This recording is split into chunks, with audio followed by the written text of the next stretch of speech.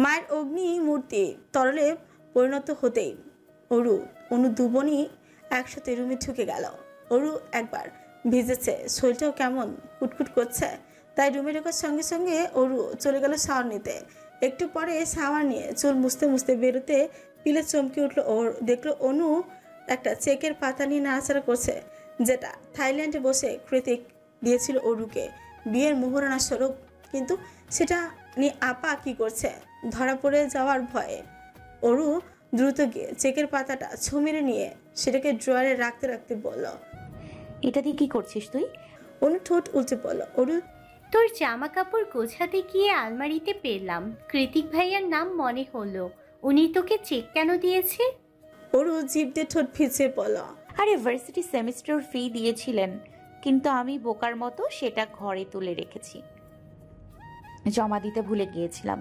অরুর কথাটা পুরোপুরি বিশ্বাসযোগ্য হলো না অনুর, কারণ চেকের অ্যামাউন্টটা বেশ বড় ছিল। তবে ও পুনরায় কিছু জিজ্ঞেস করার সুযোগও পেল না। তার আগে চোখ গিয়ে ঠেকলো অরুর ঘাড়ের কাছে রক্তিম হয়ে যাওয়া কালচে বেগুনি দাগের উপর।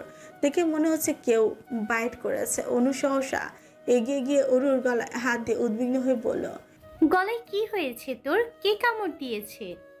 অনুর কথায় অরু দ্রুত গিয়ে আয়নার সামনে দাঁড়ালো। দেখলো গলা আর ঘাড়ের মাঝ বরাবর ছোপ ছোপ কালচে দাগ।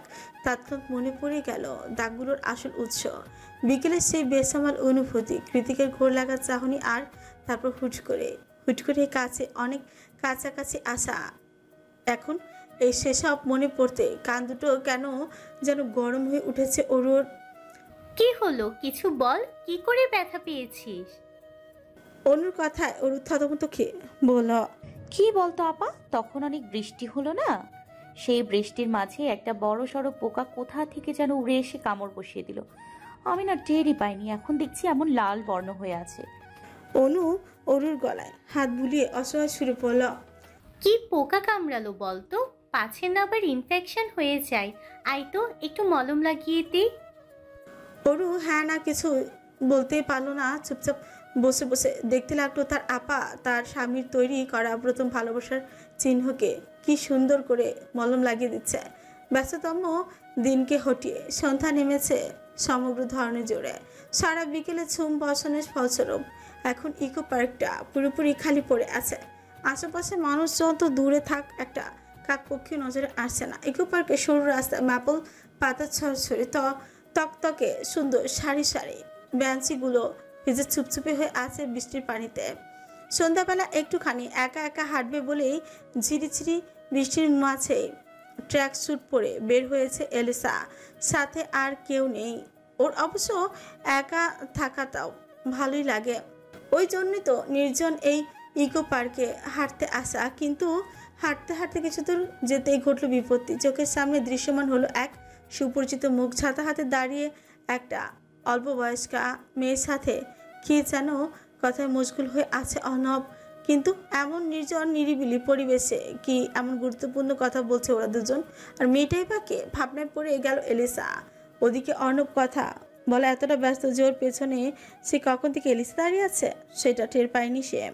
এলিসাও বারবার অর্ণবের কাছ থেকে সবচেয়ে বেশি গুরুত্ব পেয়ে অভ্যস্ত, তাই হঠাৎ এমন অগ্রাহ্য ব্যাপারটা সহ্য হলো না ওর। উচ্চ বিরক্ত লাগতে শুরু করলো প্রচণ্ড রকম। এলিসা কিছু একটা ভেবে এগিয়ে এসে পেছন থেকে অর্ণবের বাহুতে জোরে জোরে হাত দিয়ে টোকা দিল। অর্ণব পেছনে ঘুরে আচমকা এলিসাকে দেখে অবাক হয়ে বলল, এলিসা তুই এখানে? সামনের মেয়েটার দিকে এক নজর পর করে এলিসাকে নিয়ে একটু দূরে দাঁড়িয়ে অর্ণব শ্রুতল। তুই এখানে কি করছিস একা একা? অর্ণবের কথা বিন্দুমতো তোয়াক্কা না করে এলিসা ভিড়চিড়িয়ে বলল, মেয়েটা কে অর্ণব? অর্ণব পেছনে ঘুরে মেয়েটাকে এক নজর পর করে চোখ ঘুরিয়ে এলিসার দিকে তাকিয়ে বলল। আছে, বলা যাবে না। সঙ্গে সঙ্গে অর্ণবের কলার খামচে ধরল এলিসা। দাঁত দিয়ে দাঁত চেপে বলল, তুই আমার সাথে মজা করছিস? এলিসার হঠাৎ রেগে যাওয়ায় অর্ণবের ভালোই লাগলো। ও এলিসার রাগের আর একটু ঘি ঠেলে দিয়ে বলল, মজা কেন করব? সব সিক্রেট কি আর সবাইকে বলা যায়? প্রাইভেসি বলেও তো একটা ব্যাপার আছে। এত বড় মেয়ে হয়েছিস, বুঝিস না সেটা? মেয়েটা কে অর্ণব? অর্ণব ভাবলেশীন হয়ে বলল, হবে আমার লাইফের ইম্পর্টেন্ট কেউ। তুই এত রিয়াক্ট কেন করছিস? এলিসা এবার অর্ণবের গলা ছেড়ে দিয়ে বলল, খুব ইম্পর্টেন্ট কেউ, তাই না? হ্যাঁ, খুবই ইম্পর্ট্যান্ট। অর্ণব কথাটা বলেছে ঠিকই, কিন্তু এর পরিবর্তে এলিসার এমন পদক্ষেপ মোটেও কল্পনা করেনি ও। অর্ণব দেখলো রাস্তার পাশ থেকে একটা বড় ইটের টুকরা কুড়িয়ে নিয়ে রেগে মেগে মেয়েটার দিকে এগিয়ে যাচ্ছে এলিসা। এলিসার এমন রণমূর্তি দেখে অজ্ঞাত মেয়েটা নিজেও ভয় পেয়ে গিয়েছে। এই পাগলির হাতে নিজের গায়ে আঘাতপ্রাপ্ত হওয়ার আগে আতকে উঠে সহসা ছুট লাগালো মেয়েটা। এলিসাও দমে যাওয়ার পাত্রী নয়, ও নিজেও সমান তালে ছুট লাগালো মেয়েটার পিছু পিছু। এদিকে সকল ঝামেলা উৎস বেচারা অর্ণব কিছু বুঝে ওঠার আগে এলিসা মেয়েটাকে তাড়া করে হাঁপারি রোগী বানিয়ে ছেড়েছে। এবার অর্ণব আর দাঁড়িয়ে থাকলো না, ছুটতে গিয়ে দুধ হাতে চেপে ধরলো এলিসার বাঁকানো কোমর। ছাড় আমাকে তুই, ইম্পর্টেন্ট মানুষ হওয়া দেখাচ্ছি ওকে আমি। বজ্জাত মেয়ে অন্যের জিনিসে নজর দেয়। অর্ণবকে আটকে রাখতে না পেরে চিল্লিয়ে বলেছে, বিশ্বাস কর এলিসা, জান আমার, ও কোনো ইম্পর্ট্যান্ট মানুষ না, ও আমার ক্লায়েন্ট। তুই থাম একটু, আমি খুলে বলছি। অর্ণবের কথা এলিসা একটু শান্ত হলো। অর্ণব ওর হাতের ইটের টুকরোটা ছুঁড়ে ফেলে দিয়ে হাঁপাতে হাঁপাতে বলল, আমাদের ভার্সিটিতে পড়ে মেয়েটা, কৃতিকের স্টুডেন্ট। গত কয়েকদিন যাবত ওর ছোট বোন হঠাৎ করে মিসিং, তাই কৃতিক আমার এজেন্সি কার্ড দিয়ে আমার সাথে দেখা করতে বলেছে। একমাত্র বোনকে খুঁজে না পেয়ে মেয়েটা অবস্থা দুর্বিষহ, তখন থেকে সেটা নিয়ে আলাপ করছিলাম আমরা। এলিসা এবার দ্বিগুণ ছাঁচ নিয়ে বলল, তাহলে আমাকে মিথ্যে কেন বলে? কি সুখ পাস তোরা আমাকে মিথ্যে বলে? অর্ণব চোখ ছোট ছোট করে বলল, এলিসা তুই কেন এত জেলাস? আর একটু আগে আমার জিনিস করে চেঁচিয়ে কি যেন বললি, আমি কিন্তু শুনেছি। ঘাড় ঘুরে অন্যদিকে চলে যেতে যেতে বলল, তোর সাথে আর কথা নেই, অযথা কষ্ট দিস আমাকে। এলিসা হনহনি হাসছে, চোখ দুটো না চাইতো বেমানি করছে ওর সাথে। বারবার জলে ভিজে ঝাপসা হয়ে আসছে সামনের সব দৃশ্যপট। গলার মধ্যে দলা পাকিয়ে আছে একটা স্নাপার কষ্ট, অথচ আজও অর্ণবকে বোকা বানালো, ওর ইমোশন নিয়ে খেলো। তবে বেশিক্ষণ হেঁটে এগিয়ে যেতে পারলো না এলিসা। তার আগে ওকে পেছন থেকে চাপড়ে জড়িয়ে ধরলো অর্ণব। পনিটেল করা চুলের মাঝে হাজারটা চুমুক খেতে খেতে বলল, আম সরি, আর কখনো এমন হবে না। আম সরি, সত্যি সরি। তুই যে আমার জন্য কিছু ফিল করিস সেটা আমার অজানাই ছিল। এলিসা এবার ঘাড় ঘুরে সপাটে চর বসিয়ে দিল অর্ণবের গালে। অতঃপর কাঁদতে কাঁদতে মুখ খুলে বলল, কেন বুঝিস নি? তোকে আমি গ্রহণ করিনি ঠিকই, কিন্তু দূরেও তো ঠেলে দিইনি কখনো। তোর এত এত পাগলামি সব কিছু সহ্য করে এসেছি। তোর কি মনে হয় সেটা কেবলই তোর কথা ভেবে সিম্প্যাথি দেখিয়েছি আমি? আমি এতটা ভালো মেয়ে নই অর্ণব। তোর করা প্রত্যেকটা পাগলামিতে আমি সুখ পাই, আনন্দে পুলকিত হই। তাই তো কখনো তোকে বারণ করি না। কেন বুঝতে পারলি না বল? তুই না ডিটেকটিভ হ্যাঙ্গার, তাহলে এইটুকু তোর মাথায় ঢুকলো না কেন? এলিসার এক নাগারে করা অভিযোগের বহরে হুট করে ইতি ঘটালো অর্ণব। ওর নরম অধর যুগলকে নিজের দখলে নিয়ে। এর আগে কি অর্ণব এলিসাকে চুমু খায়নি? খেয়েছে তো, জোর জবরদস্তি করে বহুবার, কিন্তু আজ একটু বেশি আবেগ নিয়ে স্পর্শ করছে অর্ণব, যে স্পর্শে শুধুই আন্তরিকতা আর ভালোবাসার ছড়াছড়ি। অর্ণবের কাতর স্পর্শে এতক্ষণে এলিসাও কুপকাত। শেষমেশ অর্ণবের অসহনীয় ভালোবাসার কাছে হেরে গিয়েও নিজেও ঠোঁট মেলালো অর্ণবের সাথে। তালে তাল মিলে মত্ত হলো এক নিদারুণ ঠোঁটের খেলায়। ক্লাস আর প্রেজেন্টেশন আছে বলে আজ সকাল সকাল ভার্সিটিতে এসেছিল অরু। কিন্তু সকাল সকালে এসে যে গালের ওপর এমন শক্তপোক্ত চপটকা থামলে পড়বে সেটা বোধ আশাও করেনি ও। এই মুহূর্তে চর খাওয়া গালে হাত দিয়ে চলচলের চোখে কৃতিকের দিকে তাকিয়ে রাগ টানছে অরু। মনে মনে ভাবছে, এটা স্বামী না গিরগিটি? ক্ষণে ক্ষণে রূপ বদলায়। কালই তো কত আদর দেখালো, আর এখন চর মারলো। অরুর কাঁদো কাঁদো বিভৎস মুখের দিকে অগ্নি দৃষ্টিতে তাকিয়ে আছে কৃতিক। রাগের তোপে তীক্ষ্ণ চোয়ালটা আরো শক্ত লাগছে ওর। জিদের তোপে ইচ্ছে তো করছে ওর আরেকটা গালে ওর চপারে চর মেরে দিতে, তাহলে আবার বেশি ব্যথা পাবে। তাই নিজেকে সংবোধন করে হাত দুটো মুষ্টিবদ্ধ করে রেখেছে কৃতিক। তবে দু চোখের অগ্নিশিখা দ্বারাই আপাতত ভস্ম করে দিচ্ছে অরুর চিত্তকে। দোষটা অবশ্য অরুরই। অযথাই বাঘের কানে সুশ্রী দিলে বাঘ কি বসে থাকবে? খানিক্ষণ আগে অরুর দিকে এভাবে তাকিয়ে থেকে তাতে দত পিছু কৃতিক ধারালো কঞ্চে বলল, ফার্দার যদি এসব বোকামি করতে আসিস তাহলে অন্য গালটাতেও থাপড়িয়ে রক্ত জমাট বাঁধিয়ে দেব। কথা শেষ করে হনহনি ক্লাসরুমে ঢুকেছে কৃতিক। ওদিকে কৃতিকের কথায় কলিজার পানি শুকিয়ে গিয়েছে অরুর। মনে মনে ভাবছে। আমি আসলে ওনার বউ তো, কবুল তো বলেছিলেন, রেজিস্ট্রি পেপারে সাইনও করেছিলেন, তাহলে কিভাবে ভরা ক্যাম্পাসে আমার গায়ে হাত তুললেন উনি? ওর ভাবনার ছেদ ঘটিয়ে সায়নী এসে এগিয়েছে, মুখ কাছামুচু করে বলল। তুমি ঠিক আছো অরু? অরু নাক টেনে বলল, সব তোমার দোষ, সব তোমার জন্য। আমি বলেছিলাম উনি এত সহজ নয়, ওনাকে এসব লেটার ফেটার দিতে গেলে উনি রেগে যাবে। সায়নী মাথা নত করে অসহায় সুরে বলল, আই এম সরি অরু, তুমি তো ওনার বোন হও, তাই তোমার হাত দিয়ে পাঠাতে চেয়েছিলাম, কিন্তু আমি স্বপ্নেও ভাবিনি উনি এতটা রেগে যাবেন যে রেগে মেগে তোমাকে চড় মেরে বসবেন। অরু আর সায়নীর সাথে কথা বাড়লো না। এই মুহূর্তে সায়নীর দিকে তাকাতে ইচ্ছে করছে না ওর। অজ্ঞতাই চুপচাপ ক্লাসে ঢুকে গেল অরু। কৃতিক ক্লাসে ছিল। অরু পেছনের দরজা দিয়ে ঢুকে চুপচাপ বসে পড়লো সবচেয়ে পেছনের সিটে। মন থেকে কিছুতেই সরাতে পারছে না একটু আগের ঘটে যাওয়া অনাকাঙ্ক্ষিত ঘটনাকে। নিজের কাজে নিজেই লজ্জিত হয়ে পড়েছে ও। এখন বারংবার মনে হচ্ছে কেন যে করতে গেলাম এমন পাকনামি। দোষ অবশ্য সায়নীরও কম নয়। যেদিন থেকে শুনেছে অরু কৃতিকের স্টেপ সিস্টার, সেদিন থেকে ননদিনী ডাকা শুরু করে দিয়েছে ওকে। ভার্সিটিতে ঢুকলেই শুরু হয় ওর প্রশ্ন উত্তরের পর্ব। জেকে স্যার কোথায় যায়, কি খায়, কি করে, সব কিছু পাই টু পাই খোঁজ নিয়ে তবেই ক্ষান্ত হয় সায়নী। বলতে না ছিল ওর সাথে কেমন পরপর আচরণ করে সে। উপান্ত না পেয়ে একমাত্র বাঙালি বান্ধবী মন রক্ষার জন্য অরুও সব কিছুর ছাপ ছাপে স্পষ্ট জবাব দেয়।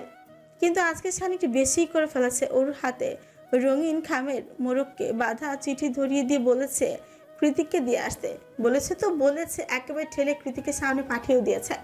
গতকাল কৃতিকের নরম সরম রূপ দেখে ওর ভেবেছিল একটা চিঠি তো, কি আর বলবে কৃতিক, দিলেই তো কাহিনী খতম, ওদিকে বান্ধবীর মনোরক্ষা হয়ে যাবে। কিন্তু কে জানতো কালকের কৃতিক আর আজকের কৃতিকের মাঝে এমন এখন রাত দিন ফারাক। তাহলে কি অরু নিজের মানসম্মান খোয়ানোর মতো এত বড় ভুলতে করতো? জীবনও না। Mrs J K, focus. ঠিক এভাবেই ছোট্ট একটা বাক্য দিয়ে আকস্মাৎ ক্লাসের মধ্যে বোম ফাটালো কৃতিক। নামটা শোনা মাত্র হৈ হৈ করে উঠে অরুর মুখের দিকে হাঁ হাঁ করে তাকিয়ে আছে পুরো ক্লাস। সেবার বাস্কেটবল কম্পিটিশনের সময় সবাই যা অনুমান করেছিল সেটা আজ বাস্তব হলো। তাই বলে মিসেস জেকে, সবাই তো ভেবেছিল জেকে স্যারের বেবি গার্ল হবে হয়তো, কিন্তু না, এ তো স্বয়ং স্ত্রী। তার মানে সকলে ক্রাশ জেকে স্যার বিবাহিত। কথাটা ভাবতে পুরো ক্লাস শোক শোক নীরবতায় ছেয়ে গেল। ছেলেরা মেয়েদের চুপসে যাওয়া মুখের দিকে তাকে চুটি পেয়ে হাসছে। একমাত্র অরুই চোরের মতন মাথা নুয়ে বসে আছে। সে কখন থেকে সায়নী ওর দিকে সেই তখন থেকে কটমটে তাকিয়ে আছে, মনে মনে ভাবছে। তাহলে অরু আমাকে বোকা বানিয়েছে এতদিন ধরে? ক্লাস শেষে বের হতে অরুর হাতে খপ করে ধরলো টেনে সায়নী। কাঠগড়ায় দাঁড়ানোর মতো আসামিদের মতো করে প্রশ্ন করলো, সত্যি করে বলো, এতদিন ধরে বোকা কেন বানালে আমাকে? আজকেও তো বলতে পারতে। অরু নিজের হাত ছাড়িয়ে বলল, আমি তোমাকে বোকা বানাইনি, যা সত্যি তাই বলেছি। এতদিন বলে এসেছো জেকে স্যার তোমার ভাই, আর এখন জেকে স্যার নিজে তোমাকে মিসেস জেকে বলে সম্বোধন করলো, কোনটা সত্যি? অরু ছাজিয়ে উঠে বলল, দুটোই সত্যি। উনি আগে আমার স্টেপ ব্রাদার ছিলেন, এখন আমার স্বামী। সায়নী তেতে উঠে বলল, are you kidding me? Step brother কি করে স্বামী হলো? No, I am not. আর কি করে স্বামী হলো সেটা বরং তোমার জেকে স্যারকেই জিজ্ঞেস করো, উনি আমাকে জোর করে বিয়ে করেছেন কিনা। তাই উত্তরটাও উনিও ভালো করে বলে দিতে পারবেন। আসছি। নিঃশ্বাসে কথাগুলো বলে ক্যাম্পাস থেকে বেরিয়ে যায় অরু। এই প্রশ্নের সম্মুখীন হওয়ার ভয়ই তো এতদিন ধরে পেয়ে এসেছে ও। স্টেপ ব্রাদার কি করে স্বামী হয়? অথচ কৃতিক একটাবারও ওর কথা চিন্তা না করে টেনে হিসে জোর জবরদস্তি করে কবুল বলিয়ে নিল। এখন অরু চাইলেও এই সম্পর্কটাকে মুছে ফেলতে পারবে না, আর না এড়িয়ে যেতে পারবে জীবনের সাথে অতপ্রতভাবে জড়িয়ে যাওয়া সত্যিটাকে। একরাশ হৃদয়ের ব্যথায় কাতর অরু ভার্সিটি থেকে ফিরেই রুমের দুয়ারে খিল দিয়ে তলিয়ে গিয়েছে ঘুমের দেশে, আর উঠেনি। অথচ এখন সন্ধ্যারা তবুও পরে পরে ঘুমাচ্ছে সে, কিন্তু বালিশের পাশে অযত্নে পড়ে থাকা দামি মোবাইল প্রাইভেট আওয়াজে সেই ঘুম আর বেশিক্ষণ টিকল না। অগত ঘুমু ঘুমু চোখে ফোন কানে তুলল অরু। ফোন রিসিভ করতে ওপাশ থেকে ভেসে এলো চিরপরিচিত হৃদয় শিহরণ জাগানো হাসকি কণ্ঠস্বর। আমার ঘুম পড়ি, বারান্দায় এসো। কৃতিকের মুখে তুমি শব্দটা শোনা মাত্র এক লাফে উঠে বসলো অরু। মনে মনে ভাবল, আমি স্বপ্ন দেখছি না তো? উনি তো কখনোই আমাকে এত আদরি গলায় ডাকেন না, তাহলে আজ হঠাৎ? ওর চুপ হয়ে আছে দেখে কৃতিক পুনরায় বলল, কি রে, বারান্দায় আয়, ডাকছি, কথা কানে যাচ্ছে না? কৃতিকের কথা অরু তেতে উঠে বলল, পারবো না। সকালে আমাকে মেরেছেন মনে নেই? গলাটা এখনো জ্বলছে। মার খাওয়ার মতো কাজ করলে আবার মারবো, তারপর আবার আদর করব। এখন জলদি বারান্দায় আয়, তোকে দেখবো। অরু মুখ ফুলিয়ে বলল, যাবো না বলেছি তো। কৃতিক গলার আওয়াজ খানিকটা নরম করে বলল, একবার এসে দেখ, তোর জন্য সারপ্রাইজ এনেছি। সারপ্রাইজের কথা শুনে অরু আর অপেক্ষা করতে পারল না, ছুটতে চলে গেল বারান্দায়। দেখলো আজ বাইক নয়, কালো মার্সিডিজের ডিকিতে হেলান দিয়ে দাঁড়িয়ে আছে কৃতিক। ওর কোলের মাঝে খাপটি মেরে বসে আছে ছোট্ট ডোরা। ডোরাকে দেখা মাত্র অরুর মুখে আপনা আপনি হা হয়ে গেল। দ্রুত হাত চলে গেল মুখের উপর। শুকনো মুখটা মুহূর্তে প্রসারিত হয়ে গেল খুশিতে। তারপর উচ্ছ্বাসিত কণ্ঠে অরু বলল, ডোরা, আসছি আসছি, আপনি দাঁড়ান, আমি এক্ষুনি আসছি। কয়েক মিনিটের মাথাতেই 3 তলার সিঁড়ি ভেঙে নিচে নেমে এলো অরু। ওর পরনে কৃতিকের কিনে দেওয়া পাজামা সেট, চুলগুলো মেসি বান করে উপরে তুলে বাঁধা। যেভাবে ঘুমিয়েছিল সেভাবে নেমে এসেছে আজ। নিচে নেমে কাল বিলম্ব না করে অরু দৌড়ে গিয়ে কৃতিকের কোল থেকে ডোরাকে তুলে নিল নিজের কোলে। কৃতিক অবাক হয়ে বলল, আজ এত তাড়াতাড়ি বের হলি কি করে? অরু ডোরাকে আদর করতে করতে বলল, মা আর আপা বাসায় নেই, হসপিটালে গিয়েছে, ফিরতে রাত হবে। কৃতিক ডোরার থেকে নজর সরিয়ে বলল, আগামীকাল আমরা পাহাড়ে যাব, সবাই মিলে এলিসাকে সারপ্রাইজ দেওয়ার প্ল্যান আছে। কাল সকাল সকাল বাসায় ম্যানেজ করে বের হবি। অরু কৃতিকের পানে সচকিত দৃষ্টি নিক্ষেপ করে বলল, মা জানলে মেরে ফেলবে, তাছাড়া আপনাদের মাঝে আমি গিয়ে কি করব? আমি বলেছি তাই যাবি। অরু অসহায় মুখে বলল, একদিন কি বলে ম্যানেজ করব? আমি পারবো না, আপনি বরং গিয়ে ঘুরে আসুন। কৃতিক একটা দীর্ঘশ্বাস ছেড়ে অরুর হাতটা শক্ত করে চেপে ধরে কর্কশ আওয়াজে বলল, ওকে ফাইন, চল তাহলে। অরু কৃতিকের হাত টেনে ধরে ব্যতিগ্রস্ত হয়ে শুধল। এই কি, কোথায় যাব? কৃতিক নিজের চোয়াল শক্ত করে বলল, যেহেতু তুই আমার বউ, সো তুই এখন থেকে আমার সাথেই থাকবি, দেখি কে আটকায়। অরু বড় শহরে একটা শুষ্ক ঢোক গেলে কৃতিকে থামিয়ে দিয়ে বলল, শুনুন শুনুন না একটু, মা কেবল একটু সুস্থ হয়েছে। এই মুহূর্তে মা এত বড় শক নিতে পারবে না। সবকিছু জানাজানি হয়ে গেলে কেলেঙ্কারি হয়ে যাবে, কেলেঙ্কারি হয়ে যাবে। এমন করবেন না প্লিজ। আপনি যা বলবেন আমি তাই করব, তবু এমন পাগলামি করবেন না, কথা দিন। কৃতিক পুনরায় গাড়ির ডিকিতে বসে বলল, ওকে ফাইন, কাঁদতে হবে না, জোর করব না তোকে, তবে কালকের কথা যাতে মাথায় থাকে। অরু হ্যাঁ সূচক মাথা নাড়িয়ে সায় জানালো। কৃতিক কিছু একটা ভেবে অরুকে টেনে এনে নিজের উরুর উপর বসিয়ে দিয়ে ওর কাঁধে চিবুক ঠিকই বলল, এখনো রেগে আছিস আমার উপর? অরু নাক ফুলিয়ে বলল, আমার রাগ দিয়ে কি আসে যায়? আপনি তো আমাকে সারাক্ষণই মারেন। আদর করি না বুঝি? ওর নিশ্চুপ। কৃতিক অরুর গালে হাত দিয়ে স্পর্শ করে বুঝতে পারলো সেখানে এখনো 5 আঙ্গুলের ছাপ পড়ে আছে। ও জায়গাটাতে হাত বুলাতে বুলাতে বলল, অরু, তোর শরীরে আমার করা দাগগুলো মারাত্মক লাগে। শুষ্ক ছোপ গিলে বলল, তাই বলে এভাবে ব্যথা দেবেন? কৃতিক তীর্যক হেসে বলল, ভবিষ্যতে আরো বেশি ব্যথা দেব, অভ্যেস করে নে। ওরা বুঝতে পারলো কৃতিকের কথার ধরন কেমন যেন হুট করে পাল্টে গিয়েছে। স্পর্শে তার তীব্র কাতরতা, গলার আওয়াজে লেগে আছে একরাশ মাদকতা। নিজ মনের অযাচিত চিন্তাগুলোকে পেছনে হচ্ছিয়ে দিয়ে অরু ডোরাকে শক্ত করে চেপে ধরে চুপচাপ হয়ে আছে। কৃতিক অরুর গালে নিজের গালটা আলতো করে স্পর্শ করে ঘষে দিয়ে বলল, আমি ব্যথা দিয়েছি, আবার আমি আদর করে দিলাম। হার্টবিট? পিট মানে হৃদয় স্পন্দন, যা না থাকলে মানুষ মারা যায়। কৃতিক ওর গালের সাথে গাল মিশিয়ে বলল, তুই আমার কাছে তার চেয়েও বেশি। কৃতিকের হঠাৎ করা উষ্ণ স্পর্শে কেঁপে উঠেছে অরুর ছোট্ট শরীর, সেই সাথে মিয়ে গিয়েছে মস্তিষ্কে চওড়া হওয়া রাগের স্ফুলিঙ্গ। পুরুষালী স্পর্শ পেয়ে অরু নিজেও খানিকটা কুকড়ে গেল। গলায় দীর্ঘশ্বাস আটকে রেখে কম্পিত কণ্ঠে বলল, আপনাকে আমি বুঝতে পারি না কিছুতেই। নিজের বলিষ্ঠ দু হাতে অরুর লতানো কোমরটাকে জড়িয়ে ধরে অরুর গলায় মুখ ডোবাতে ডোবাতে কৃতিক বলল, পুরোপুরি আমার হয়ে যা, ঠিক বুঝতে পারবি। রৌদ্রোজ্জ্বল দিন, সূর্যের প্রখর তাপে ভালোই উত্তপ্ত ধরনী। আমেরিকান কনকনে শীতের মাঝে যেই ভালোবাসার কাহিনী সূত্রপাত হয়েছিল, সেই কনকনে শীত এখন অনেকটাই সহনীয় হয়ে উঠেছে। রাত আর ভোর ব্যতীত শীতের আজ খুব একটা অনুভূত হয় না এখন আর। এছাড়া আবহাওয়ার হুটহাট পরিবর্তন, আমেরিকার নৈমিত্তিক কাহিনী, এসবে খুব একটা গা ভাসালে চলে না। তবে আজ সত্যি ব্যতিক্রম। চারিদিকে ভোরের মেঘ ভেজা বাতাস আর প্রকৃতিতে সুখসানি মোমো করছে স্নিগ্ধ সকাল। প্রাকৃতিক সুখসানি মোমো করছে স্নিগ্ধ সকাল। সেই সুন্দর সকালে হাইওয়ে রাস্তা ধরে সাই সাই করে এগোচ্ছে কৃতিকের ব্ল্যাক মার্সিডিজ। গাড়ির জানালার কাজ নামিয়ে টিটেন্ট জানালায় চিবুক ঠেকে বসে নিষ্প্রভ চোখে বাইরে তাকিয়ে আছে অরু। ওর মনটা বিষণ্ণ, ব্যতিগ্রস্ত আর ভারী ক্লান্ত। হাইওয়ে রাস্তার দুই ধারে উঁচু নিচু অসংখ্য পাহাড়, আর তার মাঝে সারি সারি উল্ট মিলের বহর।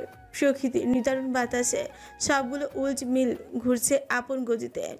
সে তখন থেকে সেগুলো এক ধ্যানে পরখ করছে অরু। ও জানে না কৃতিক ওকে কোথায় নিয়ে যাচ্ছে, আর জানতে চায়ও না। কৃতিকই তো নিয়ে যাচ্ছে, অন্য কেউ তো আর না।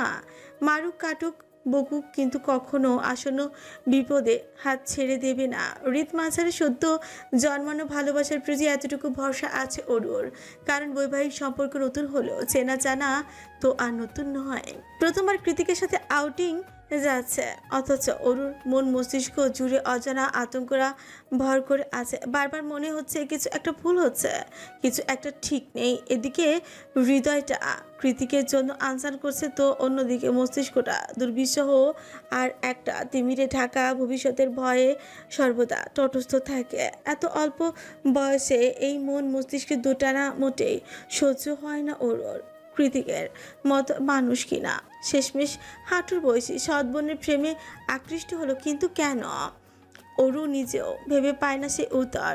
অবশ্য ভাবতে চায়ও না, কারণ আজকাল তো ও নিজেও কৃতিককে ছাড়া কিছুতেই ভাবতে পারে না। এখন তো নিজের পাশে কৃতিক ছাড়া অন্য কোনো পুরুষের মুখ কল্পনা করলেও গায়ে কাটা দেয় অরুর। একটা সময় নিখিলের জন্য করা অযথা পাগলামিগুলো ভাবতে গেলে এখন শুধুই হাসি পায় তার। নিখিলকে আজকাল জোকার বই কি আর কিচ্ছু লাগে না ওর চোখে, যার দরুন নিজের মনের উপর সন্দেহ জন্মেছে ওর। ও কি আদৌ নিখিলকে ভালোবেসেছিল? যদি ভালোই বাসবে তাহলে কি করে এত তাড়াতাড়ি ভুলে গেল? ভালোবাসে কি ভোলা যায়? কৃতিককেও কি এইভাবেই চাইলে ভুলে যেতে পারবে অরু? আচ্ছা, কৃতিক ওকে ভুলে যাওয়ার সুযোগ দেবে কি? মনে তো হয় না। সে কখন থেকে অরু একদানে বাইরে তাকিয়ে আছে কৃতিক অরুর দিকে দু একবার পরখ করে আবারও ড্রাইভিংয়ে মন দেয়। এভাবে মনমরা হয়ে কি ভাবছে এত মেয়েটা কে জানে। তবে সব কিছুর তো একটা সীমা আছে। অরু ভাবতে ভাবতে সেই সীমা অতিক্রম করে ফেলেছে বহুক্ষণ আগে। কৃতিকের কাছে অরুর ব্যবহারটাকে এখন গা চালানো আর বিরক্তিকর লাগছে। অরুর মলিন মুখটার দিকে তাকে স্থির চিত্ত কেমন ব্যথা করে উঠছে ওর। কিন্তু কৃতিক খুব সহজে তো নরম হতে জানে না, আর না হৃদয়ের ব্যথাটা অহরহ প্রকাশ করতে দিতে পারে। তাই ভালো লাগা মন্দ লাগা দুটোতেই একই মুখভঙ্গি পরিলক্ষিত হয় ওর মাঝে। অজান্তে হুচহাট মেজাজ হারিয়ে কাঠিন্যতা ছড়িয়ে পড়ে শরীর রন্ধ্রে রন্ধ্রে। এবারও তাই হলো। কখন থেকে মেজাজ চড়া হয়ে গেল টের পায়নি কৃতিক। অরুকে কোনো রূপ ভালো মন্দ জিজ্ঞেস না করে চোয়াচক্ত করে স্পিডোমিটার কাটায় 100-এর ওপরে গতি তুলে ফেলল মুহূর্তে। এতক্ষণ ধরে চিবুতে থাকা সুইংগামটা তীক্ষ্ণ চোয়ালের এপাশ থেকে ওপাশে নিতে নিতে ভাবলিসির নজরে সামনে তাকিয়েই এমন উদ্ভ্রান্তের মতো হুশ করে গাড়ি চালাচ্ছে সে, যেন আশেপাশে কোনো কিছুই হয়নি, সব কিছুই স্বাভাবিক। ওদিকে হঠাৎ করেই গাড়ির স্পিড দ্বিগুণ বেড়ে যাওয়া আচমকা আটকে উঠল ওর। হুট করে বাতাসের তীব্র ধাক্কা চোখে মুখে কাচের মতো এসে বিঁধল। ওর সঙ্গে সঙ্গে জানালা থেকে মুখ সরিয়ে আতঙ্কিত দৃষ্টি নিক্ষেপ করলো কৃতিকের পানে। কৃতিক আগের মতো সুইংগাম চিবোচ্ছে। চোখে তার বিশাল আকৃতির রোদ চশমা, পরনে ব্ল্যাক ওভারসাইজ হুডি, লম্বা ঘাড় ছুঁই ছুঁই চুলগুলো এলোমেলো হয়ে কপালে পড়ে আছে। এই কৃতিককে দেখতে ঠিক যতটা না সুন্দর লাগছে, ওর মুখে লেগে থাকা কপট হাসিটা তার চেয়েও ভয়ানক লাগছে। সে কখন থেকে ওর একধানে তাকে আছে দেখে এবার নীরবতা ভাঙে কৃতিক। সামনে দৃষ্টিপাত করেই অরুকে প্রশ্ন ছড়ে। কি দেখছিস এত মন দিয়ে? অরু নির্লিপ্ত কণ্ঠে জবাব দেয়। দেখছি আপনি কতটা হার্টলেস।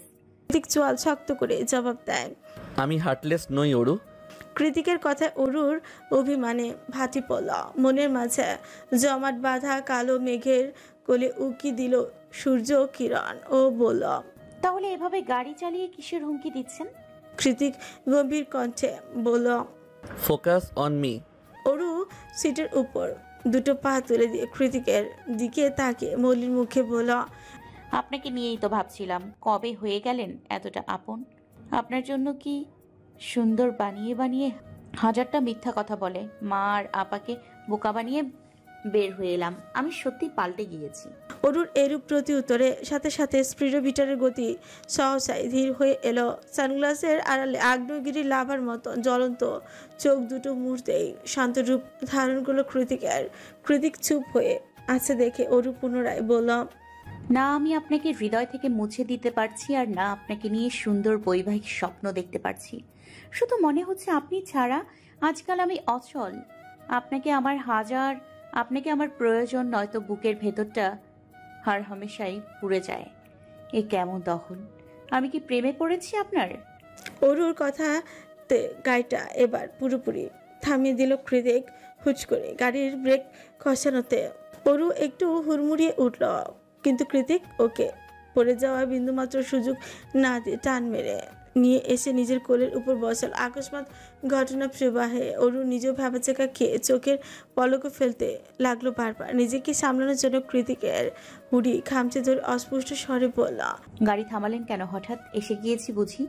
কৃতিক অরুর পিছের দিকে হালকা ধাক্কা দিয়ে নিজের দিকে টেনে এনে বলল, এতটা দুর্বল করে দেওয়ার কি মানে অরু? তুই কি চাস আমি গাড়ি চালাতে না পেরে অ্যাক্সিডেন্ট করে মরে যাই? অরু বিস্মিত কণ্ঠে বলল, এসব কি বলছেন? নয়তো এসব বলে কেন দুর্বলতা বাড়াচ্ছিস? নিজেকে কন্ট্রোল করতে না পারলে আমি কিন্তু গাড়িতেই তোকে। কিছু একটা ভেবে থেমে গেল কৃতিক।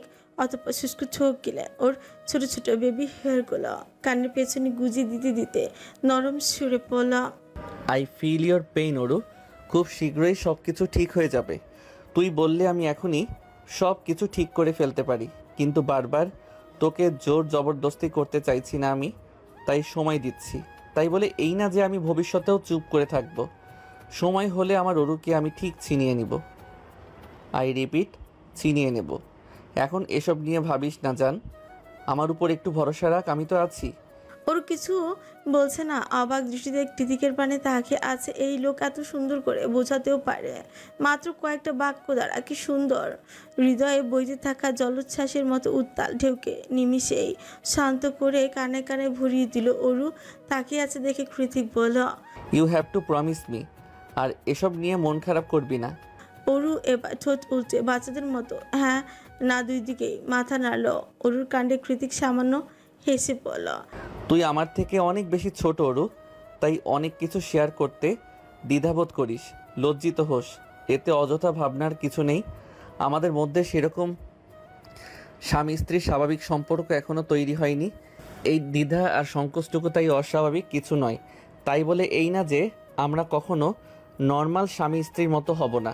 তুই আমার থেকে বয়সে খুব ছোট বলে আমি তোকে ছেড়ে দেব। কখনোই নিজের একান্ত ব্যক্তিগত চাহিদাগুলোকে তোর সামনে উত্থাপন করব না। এটা ভেবে থাকলে এখনও ভুলের মধ্যে আছিস জান।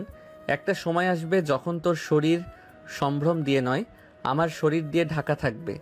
তোর ফর্সা ত্বকের খাজে খাজে শুধুমাত্র আমার তৈরি করা ক্ষত থাকবে, আর সেটা তুই খুশি মনে ভালোবেসে গ্রহণ করবি। তখন দেখবি এই দ্বিধা, এই জড়তা কোনো কিছুই আর অবশিষ্ট থাকবে না।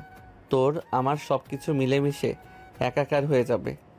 তখন তুইও আমাকে নিয়ে বৈবাহিক স্বপ্ন দেখবি। আই সোয়ার, এতক্ষণ তো ভালোই বোঝাচ্ছিল, কিন্তু হুট করে কি থেকে কিসের মাঝে চলে গেল কৃতিক।